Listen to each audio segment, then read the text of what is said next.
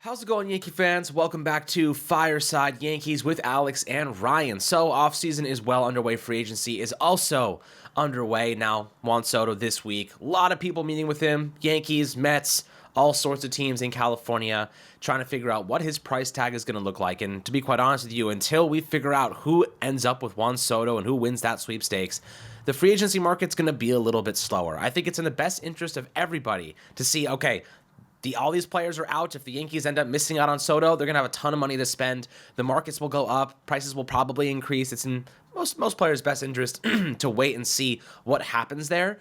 But Jeff Passan of ESPN said this morning that the Yankees have interest in multiple players, likely as a pivot to Soto if he were to leave. Willy Adames is one of them. Teoscar Hernandez they want. If Soto leaves, that's what he said specifically. But one player, really interesting, former Dodger and Detroit Tiger, Jack Flaherty. Obviously, the Yankees were intrigued by him. They actually had a deal in place for him, but Cashman struck it down within moments of the trade deadline coming to a close. Dodgers end up getting him and winning a World Series. Now, did he do a lot in the playoffs? Maybe not so much, but he was good down the stretch. He was good enough to help them and kind of quiet some of the issues they had in the rotation with a lot of injuries going on there. But now he's a free agent. Do we like Flaherty? Should the Yankees be intrigued here?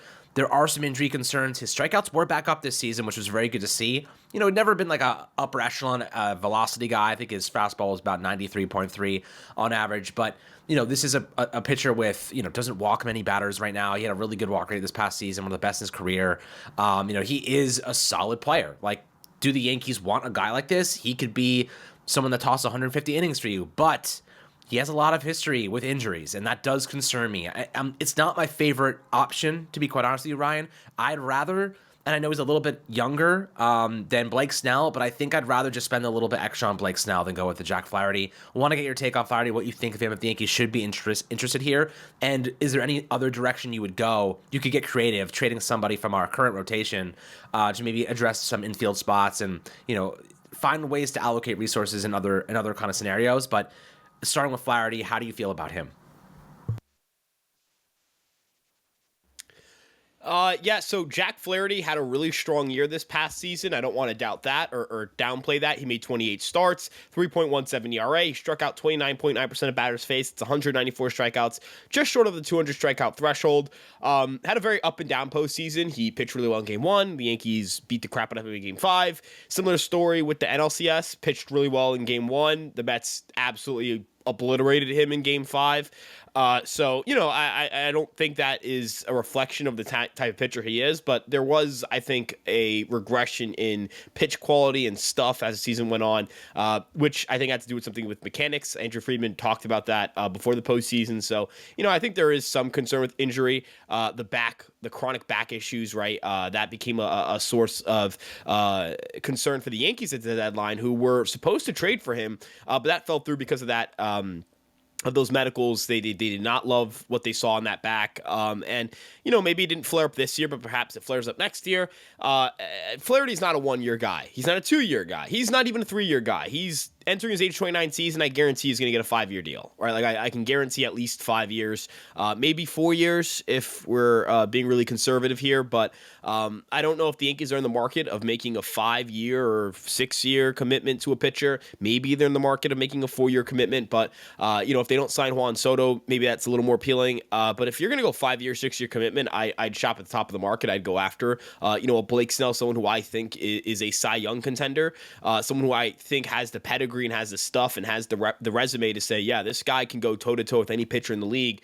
Jack Flaherty doesn't necessarily come off as that to me. He comes off as a really good starter, but, there are some concerns with his projectability. I don't know how good he'll be next year. He allows a lot of damage contact. How that play in Yankee Stadium, 1.33 home runs per 9. In his career, it's 1.21. That's a consistent issue with him. Fastball velocity and strikeout to walk rates, right? So his fastball velocity's never been great, as you mentioned, but, I don't know if he can sustain pitching the way he does if he's going to always have these like lurking injury issues where, I'm sitting here and questioning whether he's going to end up making 30 starts or even end up making, 20 starts. So the max for his starts in his career has been 33. He did that in 2019. He has never made 30 starts in a season outside of that. He's never reached 200 inning threshold. He's only surpassed 170 innings once. Last year was the second most innings he's ever thrown in his career, behind that 196 inning season back in 2019. There are a lot of concerns here. Now, injuries are very volatile with pitchers. Guys can go from the most injury-prone pitcher on the planet to a workhorse. I look at a guy like Zach Wheeler, and I say, look at how his career has panned out. He was extremely injury-prone with the New York Mets, has gone to Philadelphia Phillies. He is one of the best workhorses in the game. I would also point in the negative direction in that regard. Look at what the Yankees were planning to go with in their rotation entering the 2024 season. Garrett Cole's their workhorse. He was their guy, and Luis Gil ended up making more starts than him. So, that can go both directions. So trying to use previous year inning pitch totals to project future inning pitch totals can be a little bit of an issue. So I don't want to, just completely discount Flaherty because of the injury stuff. I just think the back stuff is enough of a concern to question a long-term deal. The lack of consistent track record pitching at a high level is a concern. But he does miss a lot of bats, and maybe that's appealing to the Yankees. I think we just don't want to give a 5-6 year deal to this guy. I think that's kind of where I'm at. Yeah, I'm in the same boat as you. Now, we can have a kind of an open discussion about this. If you were to give him a contract comparably to, let's say, a Blake Snell. Snell's 31 and Jack Flaherty is 29. If you're going to play Flaherty, I don't know, let's say he's 29, probably 5-year contract. Is that probably what he gets, you think? 5 years? What, Flaherty? Yeah, 5 years for Flaherty. And I also think it would be probably 6 years, maybe 7 for Snell, but it wouldn't be a dramatic gap in years because Snell's a little bit older than Flaherty. And you think $25 million per year for Flaherty and $30 million for Snell, or do you think it's similar in AAV? I think Snell gets more AAV. I mean, I think Snell is the better pitcher. I think by far. Yeah, and I'll say this, the free agent market's robust with pitching talent. I mean, look at the top of the market: Blake Snell, Corbin Burns, Max Fried. Those are three of the premier pitchers in Major League Baseball. You could slot all three of those guys into the top 10 starting pitching conversation, and no one would bat an eye. But look at that middle market, right? You've got Yusei Kikuchi, Nick Pivetta, Nathan Eovaldi. Those are guys who have been better than average run preventers over the last 3 years who can miss a decent amount of bats. You've got Shane Bieber or Walker Buehler as bounce back candidates. Your Sean Manayas of the world. Even Luis Severino, who I don't think the Yankees are going to have any interest in, but I do imagine that, there will be league-wide interest in a starting pitcher who just made 30 starts and had a better than league average ERA. I'm sure there are guys I'm missing right now that I haven't even listed. I know, I'm not going to talk about a Verlander or Scherzer. I think the Yankees should stay far away, and every team should stay far away from guys who are in their 40s who have severely regressed. So I acknowledge those guys are not really at the top of the market here. Michael Wacha just signed a couple days back, and he was one of the better pitchers in the market, had a 3-WAR year. I mean, dude, the Yankees aren't going to sign him again. They're not going to sign this guy, and they shouldn't. But even an Andrew Heaney or Jose Quintana, these were guys who had solid years, right, and had made 30-plus starts. There's a lot of pitching on this market. There's not as much offensive talent. If the Yankees were to go out and sign a pitcher and then trade one of their starters for an infielder, I feel like that'd be a pretty good idea. And Alex, if we talk about the 2-year, 3-year market, if it's someone like a Yusei Kikuchi, who we saw kind of take off with the Houston Astros, if he's someone you can get on a 2-3 year deal, and then you flip someone like Schmidt, who has about 2 to 3 years left of rookie control, and you get a Brendan Donovan in return, I mean, I think you're making your team a lot better than if you were to go out and, let's say, try to sign Jorge Polanco and just kind of I think Yusei Kikuchi and Clark Schmidt are comparable pitchers, and I think Brendan Donovan's league's better than Jorge Polanco for this team. So, I just kind of wanted to get your take on, I feel like this is a market to pay a pitcher, trade for a hitter. That's kind of where I sense this market could be headed for the Yankees, and it wouldn't preclude them from signing a first baseman for cheap. You could sign a Carlos Santana. If you want to get crazy, you could flip a Nestor for a first baseman or whatever it may be. But I feel like this market is hey, sign a pitcher and then go trade for a hitter. You know what I mean? Don't pay Alex Bregman $200 million for 8 years when I don't know how his bat's going to play away from Houston and in a place like Yankee Stadium.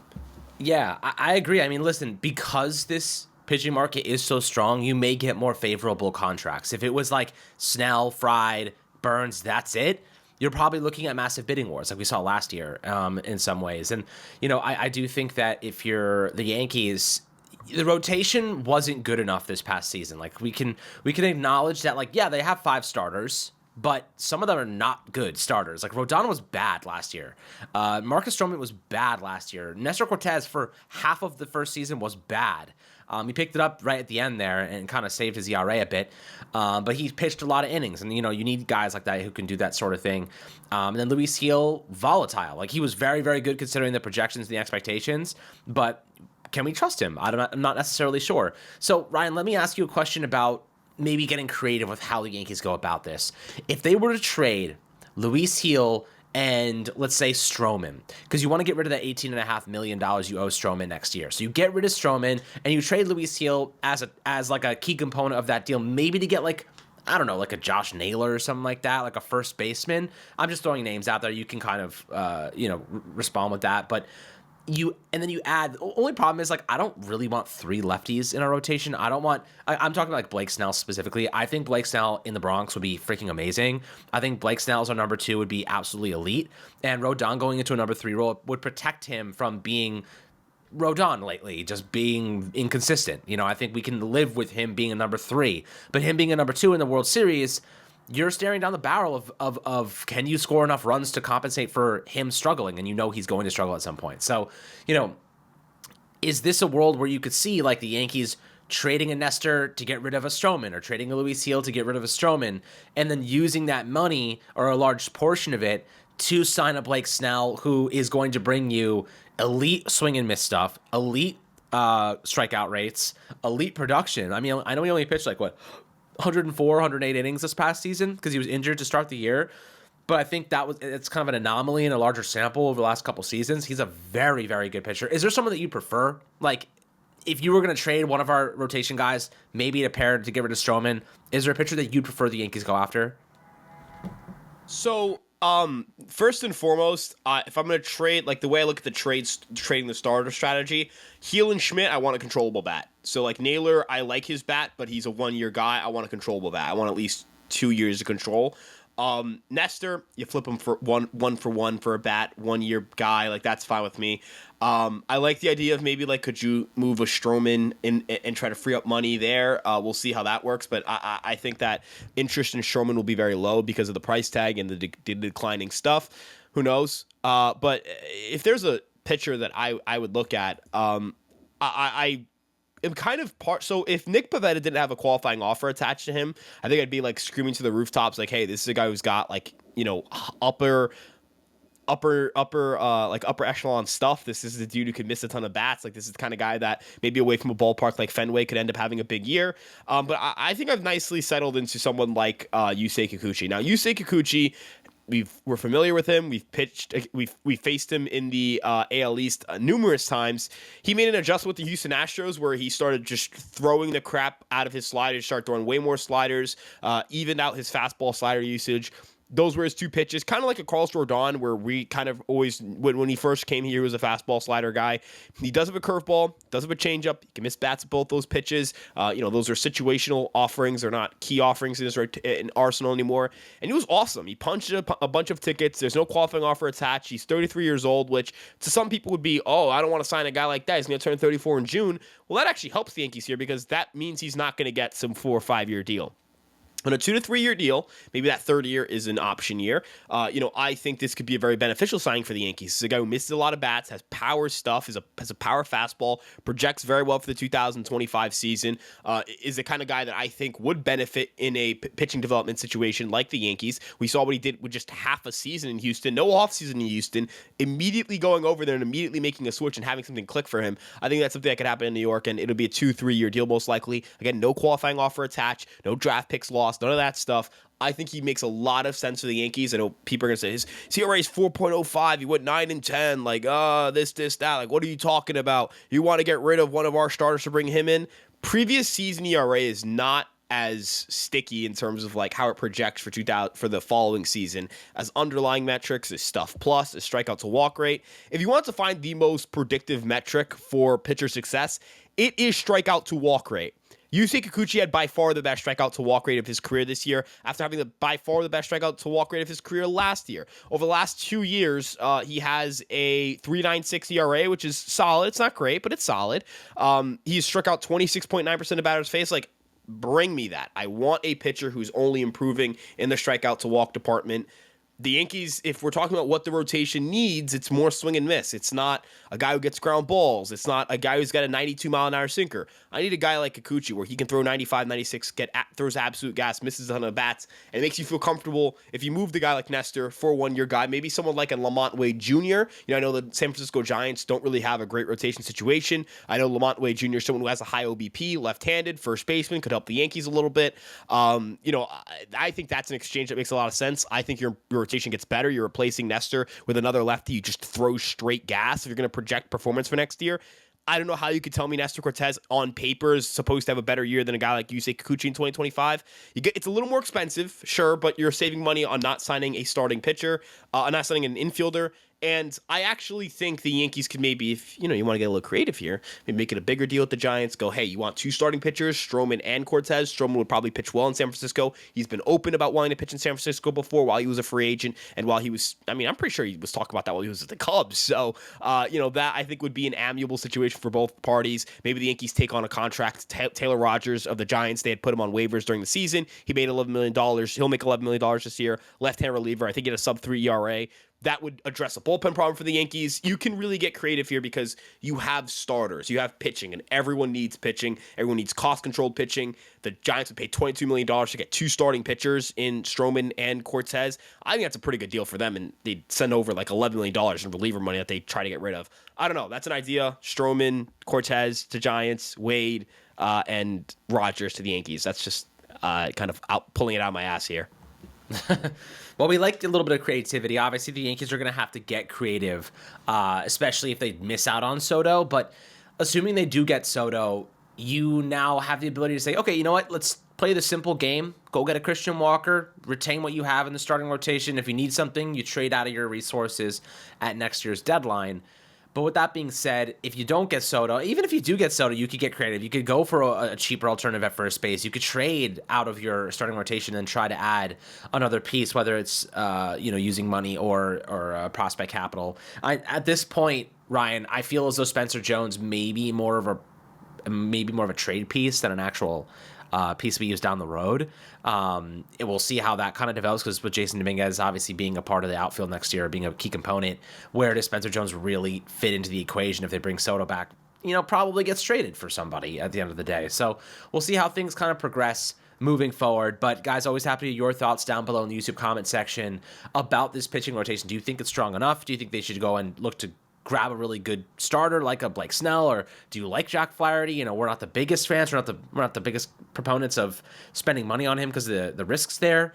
But this market is flush with talent. You can get a good number 2, number 3 starter at a reasonable price, or it's going to cost you, but at a reasonable price that's going to be better than Rodon. And at the moment, we need a number 2, unless Rodon steps up and has a really good next year, which is possible, but I wouldn't bet on it. I wouldn't put my chips in on it. So, always happy to hear your thoughts down below. As always, make sure to like and subscribe, and we'll catch you guys on the next Fireside Yankees episode.